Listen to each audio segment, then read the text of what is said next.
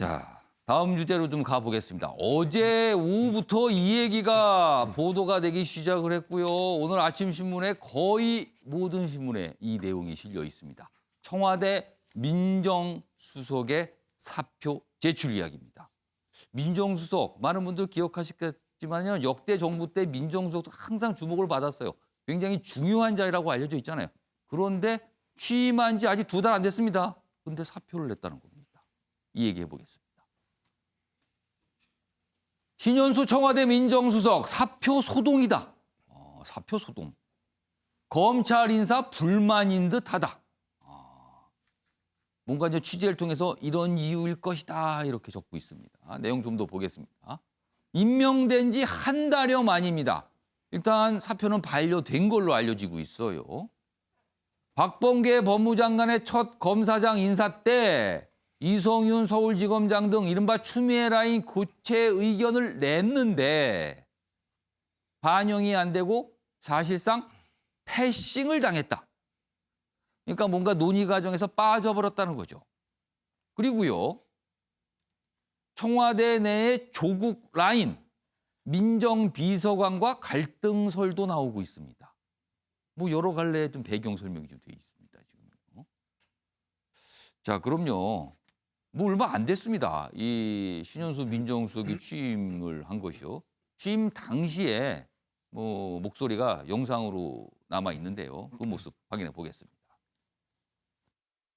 신임 민정수석으로는 신현수 전 국가정보원 기획조정실장을 임명하였습니다. 풍부한 법조계 경력을 바탕으로 균형감과 온화한 인품, 개혁 마인드와 추진력을 겸비해 권력기관 개혁 완성과 국민들의 민심을 대통령께 가감없이 전달할 적임자입니다. 어려운 시기에 소임을 맡게 됐습니다. 여러 가지로 부족하지만 할 수 있는 데까지 최선을 다해서 열심히 하도록 하겠습니다. 대단히 고맙습니다.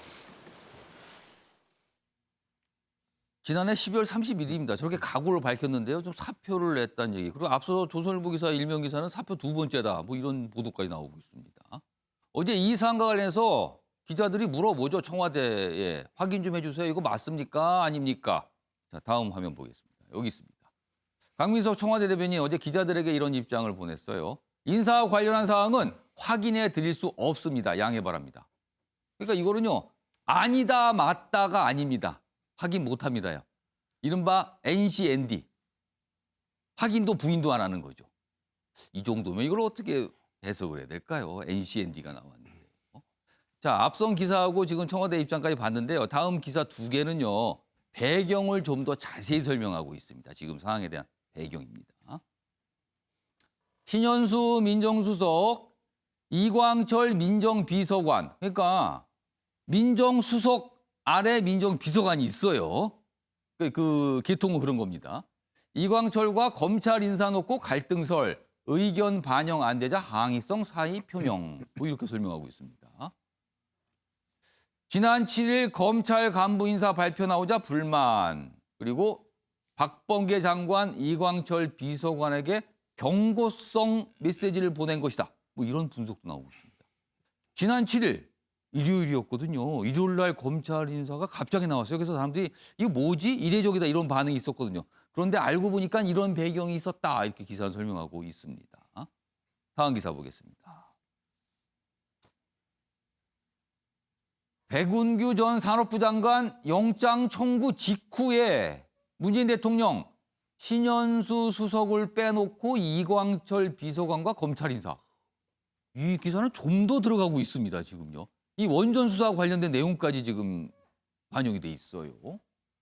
여기 보면 청와대 검찰 관계 정상화하려던 신현수 수석 인사 패싱에 배신감을 토로했다. 지인들은 신 수석이 사표 처리할 생각이 전혀 없어 보인다. 뭐 이런 목소리도 전하고 있고요. 청와대 안팎에서는요. 문재인 대통령이 신현수, 이광철 둘 중 한 명을 선택해야 될 상황이 온 거 아니냐. 뭐 이런 분석까지 내놓고 있습니다. 이 기사는 좀 더 들어갔네요, 지금요. 여기 보면 이 영장 청구와 이 인사 날짜가 여기 좀 시점으로 정리가 돼 있어요. 일지인데요. 지난 2월 4일 백윤규 전 장관에 대한 영장 청구가 됐죠. 근데 이 기사에 따르면 이게 보고가 됐고 뭔가 일어나기 시작했다는 거죠. 그리고 7일 인사가 발표됐다. 이 사이에 과연 무슨 일이 있었던 것인가? 뭐 이런 겁니다, 지금. 이 얘기 좀 지금부터 좀 다뤄보겠습니다. 임명인 교수. 네. 이게 무슨 혼란일까요? 청와대에 뭔가 좀 심상치 않은 일들이 벌어지고 있는 건 분명해 보이는데요. 우리가 보고 있는 신현수 수석 같은 경우는 이 취임했던 때가 바로 지난해 연말입니다. 예. 그러니까 말 그대로 문재인 정부와 윤석열 총장 간의 갈등이 극대화됐을 때 구원투수로 등장했는데 그 12월 말 전에 있었던 크리스마스 이브날 무슨 일이 있었습니까? 윤석열 총장 징계하기로 결정하면서 세상이 난리가 났는데 예. 결국 법원의 판단에 따라서 윤석열 총장이 복귀하게 되니까 이 윤 총장 징계에 제가했던 문재인 대통령에게까지 모든 정치적 부담이 그대로 돌아갑니다. 추미애 장관 하나 정리하는 거로는 도저히 수습이 안 될 수밖에 없는 상황까지 치달았고요. 예. 그렇기 때문에 검찰 조직과의 관계를 복원하면서 사실상 중간다리 역할을 하기 위해 신년 수석이 들어오게 된 것이죠. 그리고 나서 문재인 대통령의 신년 기자회견을 보면 내용은 더 명확해집니다. 윤석열 총장에 대해서 기자들이 가장 궁금했을 것이고 여기에 물었을 때 윤석열 총장은 우리 정부 사람이다라고 규정을 하거든요. 문재인 정부의 검찰총장이다 이렇게 얘기했어요. 앞서 얘기했던 이 사의 표명까지 일지 중간에 빠져 있는 게 일선 검사에 대한 인사들이 있었는데 이 일선 검사 인사들을 봤을 때는 그렇게 무리한 인사들이 아니었습니다. 예.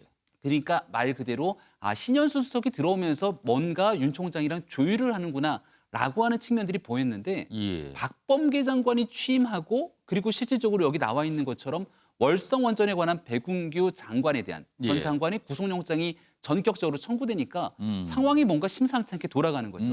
그리고 신현수 수석이 사의를 표명하고 난 다음에 대통령이 반려를 했는데 예. 아예 그냥 사직서를 제출해버린다는 것은 여기서는 양단의 선택을 할 수밖에 없게 만드는 것 아닙니까? 제일 중요한 지점의 인사는 결국 이성윤 중앙지검장이 있을 겁니다. 지난 윤석열 총장 징계 파동의 핵심이 있었고 문재인 정부에서 벌어지고 있는 각종 사건의 호위무사로 사실상 이성윤 지검장이 있었던 것 아니냐. 예. 대통령과 가까운. 이런 문제 속에서 이 인사 정리하지 않고 예. 또 윤 총장의 측근인 한동훈 검사장 같은 경우는 다시 수사 현장으로 복귀하지 못하게 되는 상황들이 나타나니까 이런 일들이 계속 반복되게 되면 윤석열 총장과의 갈등은 다시 표면 위로 올라올 수밖에 없고 그럼 문재인 정권의 부담이 고스란히 돌아갈 것인데 이러한 내용들을 예측하는 신현수 수석 입장에서는 아주 지극히 당연한 선택을 할 수밖에 없었을 것이고 마지막 대통령이 결단과 선택만이 남은 게 아닌가 싶습니다. 자, 조대진 변호사. 네. 지금 법조계에 계시니까 아마 이 상황과 관해서 여러 가지 얘기가 좀 나올 것 같아요. 지금 이 상황, 뭐 언론에서는 사표 소동, 뭐 혼란, 뭐 여러 가지 표현이 등장하는데 진짜 배경은 뭘까요? 뭐 진짜 배경을 뭐 제가 어떻게 알 수 있겠습니까만은 예. 뭐 두 분 다 개인적으로 뭐 잘 압니다. 뭐 두 분이라고 하면 신현수 수석, 네. 이광철 비서관. 네, 이광철 비서관은 저랑 로펌을 같이 했었던 관계였고요. 그럼 지인이신가요, 조대진 네, 변호사가? 지인입니다. 그리고 신현수 수석께서는 예. 2012년, 2017년 대통령 선거를 할 때 그때 이제 위원장을 맡으셔서 이제 지휘를 하셨던 그때 부위원장이 이광철 민정비서관이었습니다.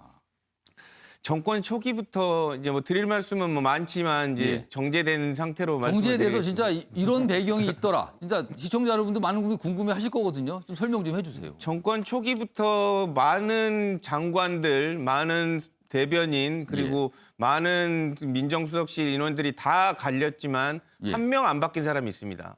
바로 이광철 민정비서관입니다. 지금 왜입니까? 정권 초기부터 계속 안 바뀌고 있고 실질적으로 왕 비서관, 실세 비서관이라는 얘기를 듣고 있는 사람 중에 한 명입니다.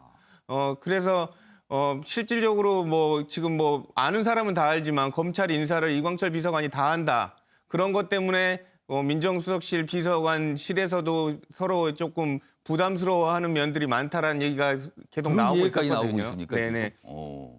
그런 부분에서 어쨌든 그 옛날부터 민정수석은 이광철이었고 실질적으로 민정수석 지금도 민정수석은 이광철이 역할을 하고 있다라는 얘기까지 나오고 있는 상황입니다. 그러면은 신현수 수석이 패싱이다. 언론들이 지금 이렇게 좀 기사로 전하고 있거든요. 이거는 타당하다고 보세요, 그럼? 저는 가능성이 상당히 높다고 보고요. 예. 그리고 무엇보다도 이광철 비서관하고 박범계 장관하고 아주 가깝습니다.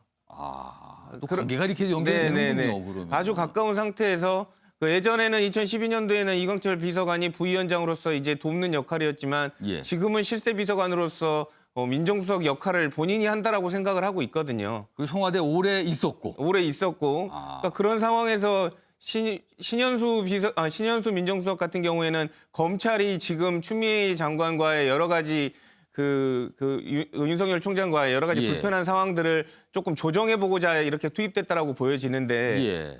백운규 산업부 장관이 구속영장이 청구되면서 그 추가 이광철 비서관이 주장하는 쪽으로 이렇게 기울게 된 것이죠. 그래서 아주 강경하게 추미애 장관 때처럼 강경하게 그 검찰을 밀어붙이는 그런 형국으로 계속 나가게 됐던 거고요. 그런 과정에서 어떻게 보면 검찰의 길을 좀 살려주면서 예. 검찰과의 그 정상화를 좀 시도하려고 했던 누구죠? 신현수 그 민정수석의 의견이 묵살됐다라고 저는 보여지는데요. 예. 어쨌든 뭐 그게 사실인지 아닌지는 모르겠습니다만 이런 소리가 충분히 들리고 있었고 예. 그리고 이광철 민정비서관이 여러 가지 그 민정수석실에 있는 사람들과 불협화음이 났다라고 하면 그런 얘기들이 좀 있었거든요. 예. 근데 그럴 때마다 이광철 민정비서관은 그대로 있고 다른 비서관들이 갈렸습니다. 그럼 아까 그래서 조대진 변호사가 쓰신 왕 비서관. 네, 그런 얘기들이 있었기 때문에 이런 부분들이 실질적으로 뭐 대통령한테 도움이 되고 정부에 도움이 된다면 그런 부분들이 있어야겠죠. 근데 그런 부분들이 직제 체계를 무너뜨리고 본인이 하고 싶은 대로 하고자 하는 대로만 간다면 결국에는 대통령의 부담이 되는 사고가 될 수밖에 없는 것이거든요. 그런 일환으로서 이런 일들이 벌어지지 않았나라는 이 얘기를 추측 삼아 해봅니다. 조대진 변호사께 좀 더 깊숙이 자세히 아시는 것 같아요. 그래서 추가 질문 좀 드릴게요. 지금 언론의 표현에 따르면은 이광철 비서관을 조국 라인이라고 설명을 하고 있거든요. 이건 맞습니까? 조국 라인이죠. 조국 라인이고 그 조국 장관 때부터도 뭐 예. 그런 얘기가 있었습니다. 조국 장관 때 조국 수석께서 민정수석을 하실 때도 그때도 조국 수석이 그 이광철 민정비서관의 그 얘기를 다 듣고 검찰 인사를 한다. 사실상 뭐 그런 관계다라는 얘기들이 많이 나왔었던 그렇다면 상황이었습니다. 혹시 최근에 이런 검찰 인사 관련해서 조국 전 장관의 어떤 뭐 최근은 아니지만 과거의 어떤 노선, 생각 이런 것도 반영이 됐다. 이렇게 해석도 가능한 겁니까, 그럼? 그러니까 신현수 신임 민정수석 같은 경우에는 그걸 정상화하고 싶었을 겁니다. 너무 수세에 몰려 본인이 검찰 출신이어서가 아니라 검찰은 개혁의 대상이지 소멸돼야 될 대상은 아니다라고 보고 있었거든요. 그렇기 때문에 정상화하면 충분히 검찰도 순기능이 될 수가 있는데 그런 부분을 좀 바꾸고 싶었다라는 거네요. 바꾸고 싶었는데 일단 그 소위 말하는 조국 라인으로 불리는 이광철 민정비서관은 검찰을 끝까지 그러니까 조국 전 장관 전 시절부터 유지했던 그 노선을 그대로 그대로 밀어붙여야 하고 있다. 됐다라는 생각이 부딪혔다라고 보는 시각이 맞다라고 저는 보여집니다. 근데 검찰 인사는 이루어졌잖아요, 지금. 그리고 아까 백운규 전 장관의 영장 청구 날짜가 4일이었고 7일. 뭐 그 사이에 어떤 일이 있었는지는 뭐 정확하게 모르겠지만 그 사이에 시간이 흐르면서 인사가 났어요. 그렇다면 결국은 문재인 대통령이 선택을 한 거 아닙니까? 그 인사가 났다라는 거는? 그러니까 그런 부분들 때문에 어떻게 보면 이광철 민정비서관이 용기를 얻었을 수도 있죠. 내가 이때까지 이 정부에서 4년 가까이 있었는데 예. 내가 올린 검찰의 인사안이 모두 받아들여졌다. 이런 자신감이 있었고 그런 부분들에 있어서 신현수 민정수석에 관련돼서는 어떻게 보면 반대 의견을 내도 내가 법무부 장관과 안 직접 되는구나. 소통을 해서 의견을 관철시킬 수 있다라는 자신감이 생겼던 것 같습니다. 그리고 민정수석 입장에서는 그럼 내 역할은 무엇인가? 그리고 그게 사표로 연결됐고 이렇게 해석이 되는 거네요, 지금. 신현수 민정수석을 제가 잘 아는데요. 예. 근데 웬만해서는 화를 내시지 않습니다. 근데 지금 이 정도면 화를 많이 낸 거 아닙니까? 엄청나게 화를 내신 거죠. 네. 그럼 조대진 변호사가 잘 아신다고 그랬으니까 사표를 지금 반려됐다고 나오거든요. 네. 사표를 계속 낼까요? 절대 돌아오시지 않을 겁니다. 그럼 어떻게 되는 겁니까, 그러면? 안 돌아온다는 거는. 뭐 제 생각으로는 민정수석을 다시 임명하셔야 되지 않을까 싶습니다. 그럼 결국에는 민정비서관은 남아있고 민정수석이 바뀌게 되는 수 있다라고 보시는 거예요? 네, 저는 그렇게 봅니다. 박수현 전 대표. 네. 지금 조대진 변호사께서 자세히 물론 100% 아직까지 그 배경은 모릅니다만 조대진 변호사가 여러 가지 듣는 얘기 그리고 지금 나온 정황을 통해서 여러 가지 이제 해석 분석을 한 거예요. 근데 그 분석에 따르면 상황이 좀 심각해 보이는데요. 그러니까 그런 지금 뭐 개인적인 관계까지 예. 이렇게 그 성향까지 좀 알고 예, 있다는 전제를 좀 했는데. 파악을 해보면 예. 그 말씀에 이제 개연성이 충분히 있어 보이고 오. 김병민 교수님 말씀대로 청와대에 뭔가 심각한 문제가 있어 보인다라는 말씀들 다 일리가 있다고 생각을 해요. 예. 그러나 우리 그 청와대 대변인이 금방 얘기했듯이 아까 앵커께서 NCND라고 예. 하지 않습니까? 뭐 저도 대변인을 해봤으니까 저렇게 답변했을 겁니다. NCND는 통상 어떤 상황에서 나오는 겁니까? 좀 사실의 개연성을 좀 이렇게 애둘러 표현하는 것이죠. 뭐 맞다고는 얘기는 못하지만 뭐 이 네. 정도만 알아들으시죠, 뭐 이런 뜻입니까? 예. 근데 뭔가 이제 그런 갈등은 이제 있어 보이는 것은 틀림없죠. 그러나 제가 이제 여기서 말씀드리고 싶은 것은 자, 그러면 이광철 비서관이 대통령과 검찰 인사를 보고를 드리고 예. 뭐 승낙을 받고 했다. 그러면 그 인사에 대해서 그 과정을 아는 것은 두 분뿐일 거 아닙니까? 예. 이광철 비서관이 대통령과 독대를 해서 결재를 받았다면 그것을 누구한테서 자랑할 수 있는 사항이 아니죠. 예. 예, 그건 극비로 해야 될 일 아니겠습니까? 예. 그런데 이 언론이 깊숙하게 모든 내용을 다 알고 있어요. 그럼 대통령이 공개한 겁니까? 그러니까 이게 내용을? 어떻게 또 나온지 아니잖아요, 그죠? 예. 결과적으로 개연성이 있어 보이는 추측을 가지고 쉽게 얘기하면 추측 기사를 쓴 겁니다. 예. 그렇기 때문에 여러 가지 지금 그 판단과 예측 뭐 이런 걸 해볼 수 있지만 예. 이 기사가 예. 정확한 팩트에 의한 아직은 기사가 모르고. 아니다. 아직은 아직은 모른다. 기다려봐야 되는 그래서 거죠. 기다려봐야 된다. 그런 합리적인 의심을 좀 이 기사에 대해서도 해보시죠. 박수현 전 대변인께서는 저 청와대 근무를 하셨기 때문에 좀 뭐 애둘러서 약간 좀 이렇게 뭐랄까요? 변호를 좀 해주셨다고 할 거예요. 아무튼 상황에 대한 뭐좀 이해할 지점이 있을 것이다라는 말씀을 해주셨어요. 최영하 고문께서는 어떻게 보셨어요, 이 사안? 아니 이거는 어쨌든 간에 신현수 수석이 예. 인사안을 보고 안 드린 건 팩트입니다. 그죠?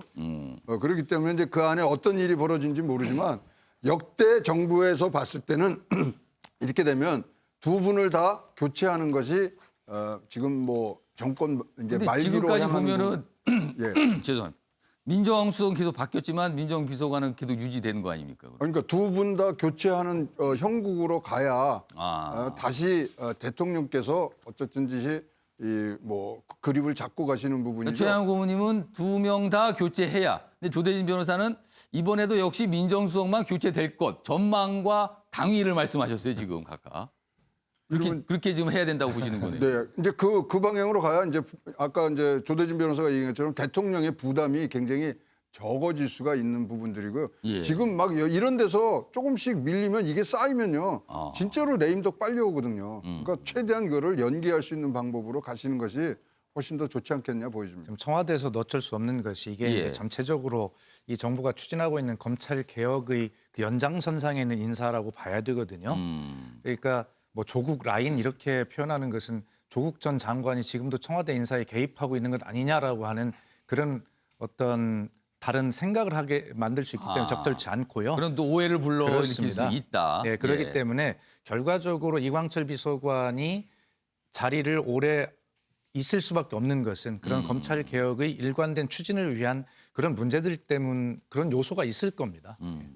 자, 김명희 이광철 교수. 비서관이 계속 비서관으로 있었던 건 아닙니다. 조국 수석이 있었고 백원우 비서관이 있었고 그 밑에 이광철 행정관으로 있었던 인사였는데 나중에 비서관으로 올라가서 승진을 하게 됐죠. 예. 지금 이 문제에서 단순하게 검찰 개혁만을 바라보면서 본인의 생각과 사고가 굳어져 있기 때문에 이렇게 갈등이 오게 되는 것인가에 대해서 조금은 다른 의견들을 좀 제시하고 싶은데요. 지난 기간 백원우 민정비서관이 겪었던 내용들을 생각해 보면 특히 윤석열 총장과의 가장 강력한 마찰이 있었던 사건 중에 하나가 울산시장 선거에 대한 하명 수사 논란이었습니다. 수사가 진행되다 말아버렸죠. 사실상 이광철 당시 행정관과 비서관으로 승진했던 문재인 정부의 민정수석실에 오래 몸을 담았던 이광철 현 비서관 같은 경우도 나중에 윤석열 총장의 수사가 깊이 있게 들어가게 되면 단순히 검찰개혁을 둘러싼 마찰만 있는 것이 아니라 청와대를 향한 수사에서의 이해관계의 이해 충돌의 당사자이기도 합니다. 당사자가 될 수가 그런 있다. 측면에서 바라봤을 때는 문재인 대통령이 가장 먼저 정리해야 되는 인사 중에 하나입니다만은 결국은 이광철 비서관의 중용을 하고 있는 상황이거든요. 예. 행정관에서 비서관으로 승진을 시켰고 또 더 최악으로 가게 된다면 신현 수석이 빠지고 이광철 비서관이 민정수석으로 갈지도 모르는 일입니다. 예. 이 정도의 상황에서 과연 문재인 대통령이 지난날 추미애 장관이 무리했던 인사들을 고민해 보게 된다면 답은 명확해지는데 다만 얼마 전에 김은경 환경부 장관이 구속되지 않았습니까? 예. 그럼 그 다음에 나왔던 내용은 환경부 장관 이후에 윗선으로 볼 수 있는 청와대 인사수석, 당시의 비서실장 등에 대한 수사가 안 이루어졌다는 거예요. 그런 당위들을 고려해 보게 되면 결국 검찰이 정도를 걸었을 때는 청와대를 향해서 정조준할 수밖에 없는데 예. 이를 막아설 수 있는 인사 중심으로 민정을 꾸릴 거냐 말 것이냐에 대한 딜레마가 있을 겁니다. 예. 근데 어렵고 복잡할수록 정도를 돌아가야 되는데 최종적인 대통령의 선택이 궁금해지는 지점입니다. 지금 이게 언론에 보도되고 있으면 생각보다 굉장히 뭔가 깊숙한 무엇인가 자리하고 있을 수도 있다. 뭐 이런 생각이 저만 드는지 모르겠습니다. 아마 이 내용은 오늘도 추가적인 어떤 취재 보도가 아마 계속 나올 걸로 좀 생각이 듭니다.